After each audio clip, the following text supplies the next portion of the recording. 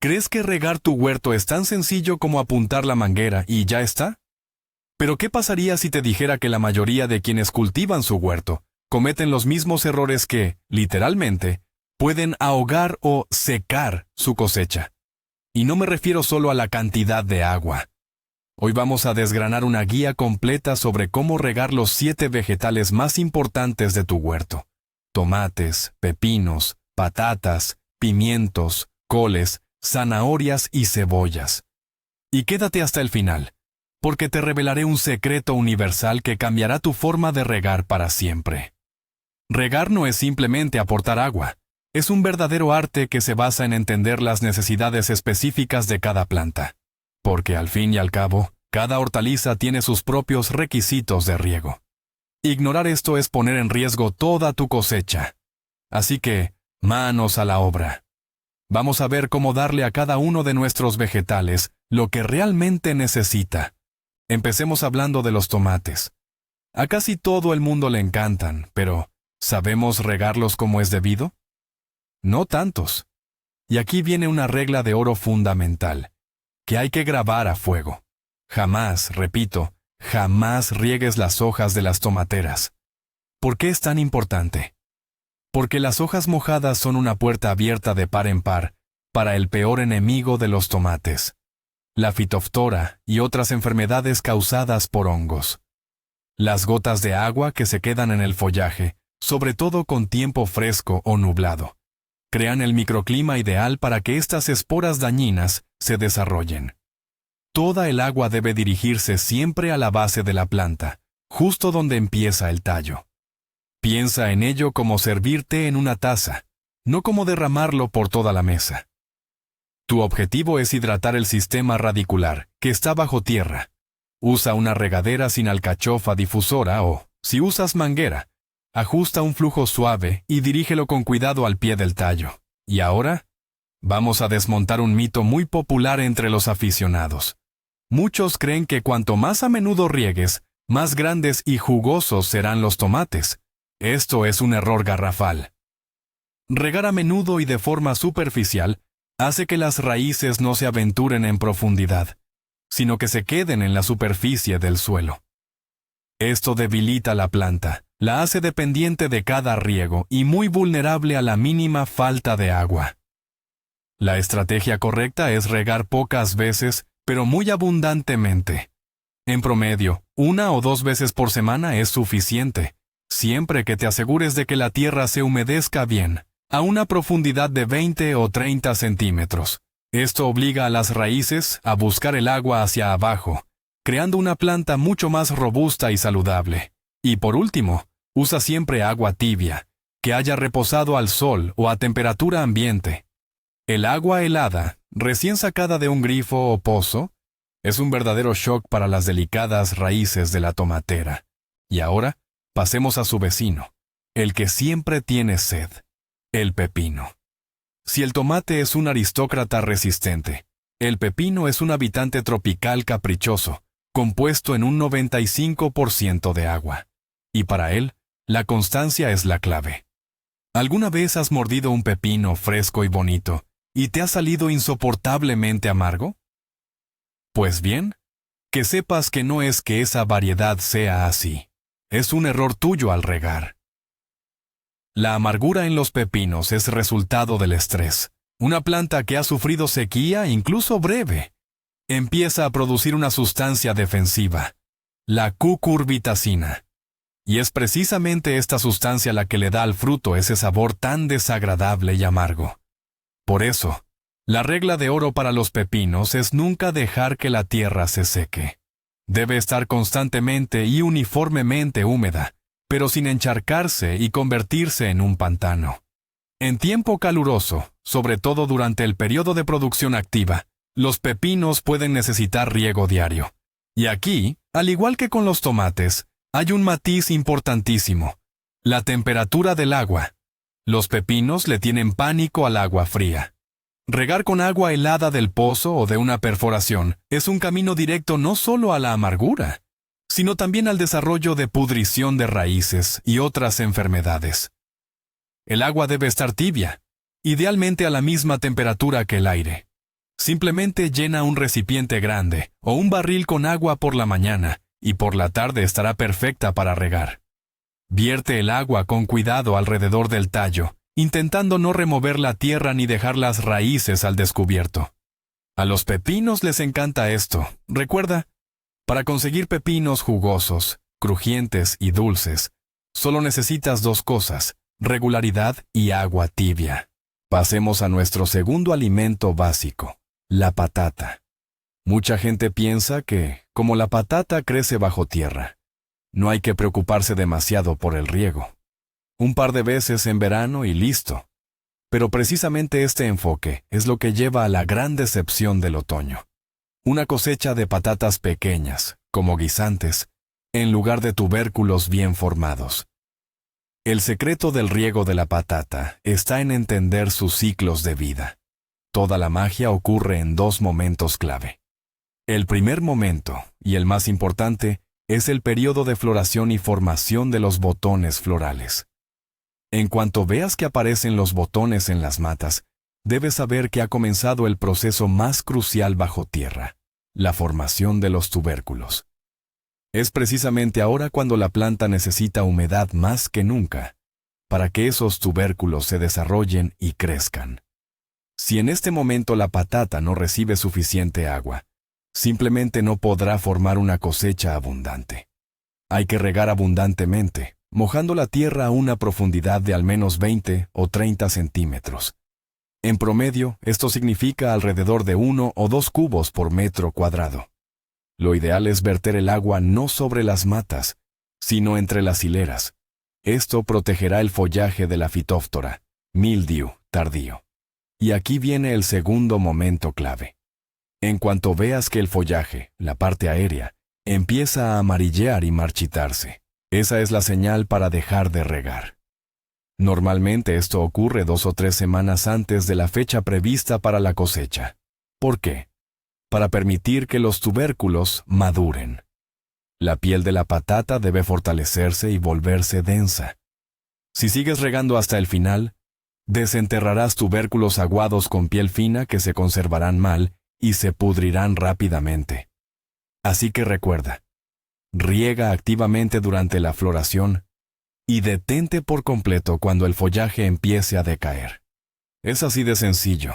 Seguimos adelante y a continuación tenemos un auténtico aristócrata del sur, el pimiento. Tanto dulce como picante, se comporta en la huerta como una auténtica diva. Su lema principal es la moderación y el equilibrio en todo, especialmente en el riego. Este cultivo es un verdadero maestro del drama. Si le causas una sequía, no esperará mucho. Como protesta, simplemente tirará sus flores e incluso los pequeños frutos que acaban de empezar a formarse. Y te quedarás sin cosecha. Pero si decides ahogarlo, pensando que le haces bien, el resultado no será mejor. Las raíces del pimiento empezarán a asfixiarse en el encharcamiento, la planta enfermará, y podrás olvidarte de una buena cosecha. Entonces, ¿cómo encontrar ese equilibrio perfecto? El pimiento mismo te lo dirá todo. Observa atentamente sus hojas. Si al calor del mediodía se ponen lánguidas o se caen ligeramente, es completamente normal, así se protege del sol. Pero si al anochecer, cuando el sol ya no aprieta tanto, las hojas no se han recuperado y siguen lánguidas, es una señal clara y rotunda. ¡Hortelano! ¡Necesito agua! Este es el indicio más fiable de que es hora de coger la regadera. Y por supuesto, el agua para este aristócrata debe estar tibia, reposada al sol. Riega estrictamente al pie, evitando mojar el tallo y las hojas. Los pimientos agradecen especialmente un riego regular, pero no excesivo. No hace falta inundarlos una vez a la semana. Es mejor darles agua más a menudo, pero en pequeñas cantidades, manteniendo la tierra con una humedad ligera y agradable, como una esponja bien escurrida. Piensa en el pimiento como un invitado de un país cálido que necesita confort constante, no condiciones extremas. ¿Y qué me dices de la col? Esta robusta invitada en nuestro huerto es una verdadera reina y la campeona absoluta en cuanto a consumo de agua. Si el pepino se compone en un 95% de agua, la col es, sencillamente, una bomba de agua viviente que extrae la humedad de la tierra y la evapora a través de sus enormes hojas. Para formar un repollo denso, jugoso y grande, la col necesita muchísima agua, especialmente a mediados del verano. Durante su periodo de crecimiento activo, la sequía le es fatal. La falta de humedad no solo ralentiza su crecimiento, sino que también puede hacer que las hojas se vuelvan duras y algo amargas. Por eso, hay que regar la col de forma abundante y regular, sobre todo con el calor. El suelo bajo ella debe mantenerse húmedo a buena profundidad, hasta 40 centímetros.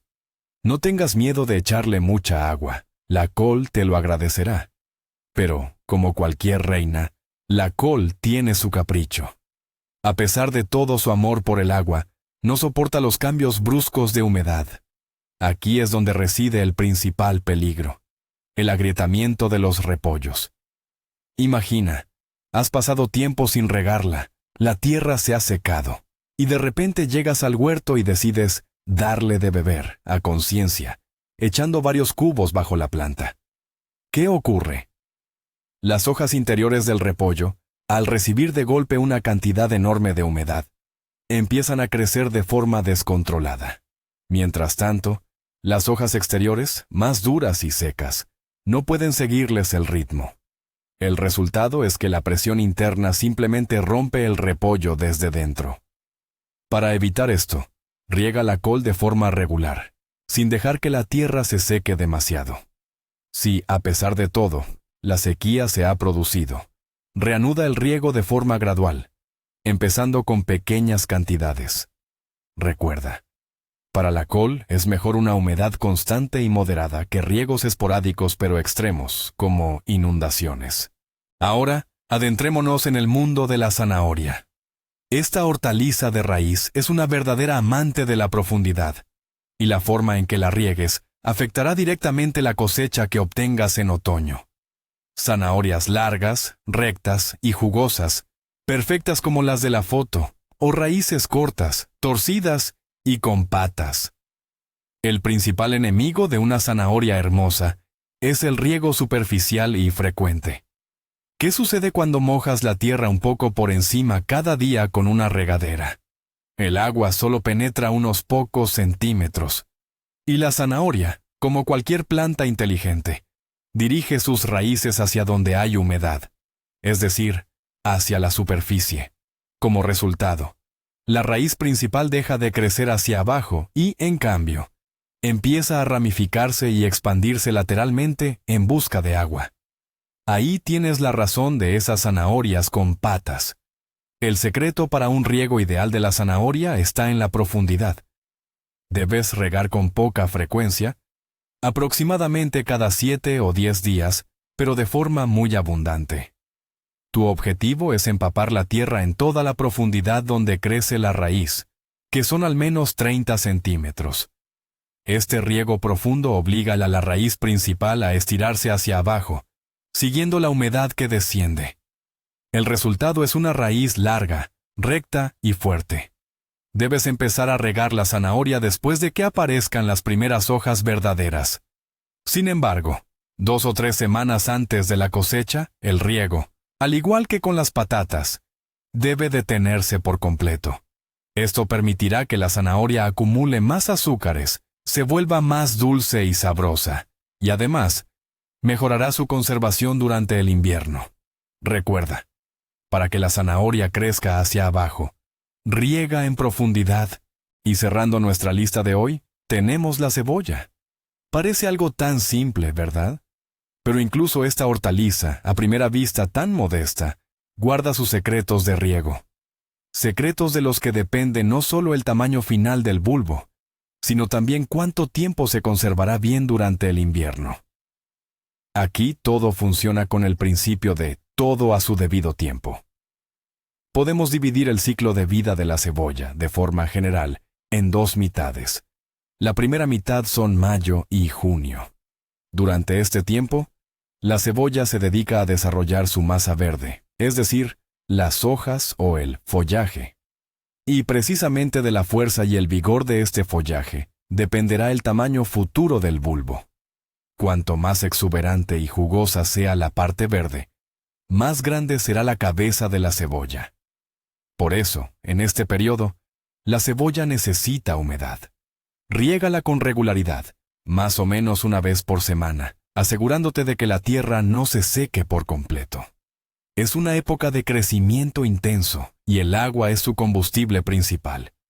La segunda mitad abarca julio y principios de agosto. En este momento comienza la fase más crucial, la formación y maduración del propio bulbo. Y aquí es donde el riego debe detenerse completamente. Normalmente, esto se hace unas 3 o 4 semanas antes de la fecha prevista para la cosecha. ¿Por qué es necesario? La tierra seca envía una señal al bulbo. Es hora de prepararse para el descanso. Deja de gastar energía en crecer y comienza a formar esas capas externas secas y compactas, esa piel dorada que la protege durante el almacenamiento. Si sigues regando la cebolla hasta el momento de la cosecha, obtendrás un bulbo jugoso, sí, pero totalmente inservible para guardar. Será demasiado acuoso y se pudrirá rápidamente. Así que recuerda esta regla sencilla para la cebolla. En la primera mitad del verano, regamos. En la segunda, dejamos de regar y dejamos que se seque la tierra. Este truco simple es la clave para que tus cebollas se conserven perfectamente hasta la primavera siguiente. Después de escuchar todo esto, seguro que te estás preguntando, ¿cómo voy a recordar todas estas reglas para cada hortaliza? Tranquilo, Aquí viene el giro clave que te prometí. El secreto del riego perfecto no es un calendario estricto de lunes, miércoles, viernes. Son 3 principios muy sencillos. El primero, el momento. Riega siempre a primera hora de la mañana. Así, el agua llega a las raíces antes de que apriete el calor, y las hojas tienen tiempo de secarse al sol. Regar por la tarde o por la noche crea el ambiente perfecto para la aparición de hongos. El segundo, el método. Olvídate de regar desde arriba como si fuera lluvia. Vierte el agua lentamente y directamente en la base de la planta. De esta forma, nutres las raíces de verdad, y no solo creas humedad superficial, que atrae enfermedades y malas hierbas. Y el tercero, el principio más importante, la profundidad. Es mucho mejor regar de forma abundante y en profundidad, una vez cada varios días que un poquito cada día. El riego superficial hace que las raíces crezcan hacia arriba, buscando esa humedad, lo que debilita la planta y la hace dependiente. Tu objetivo principal es animar a las raíces a crecer hacia abajo, buscando la humedad profunda.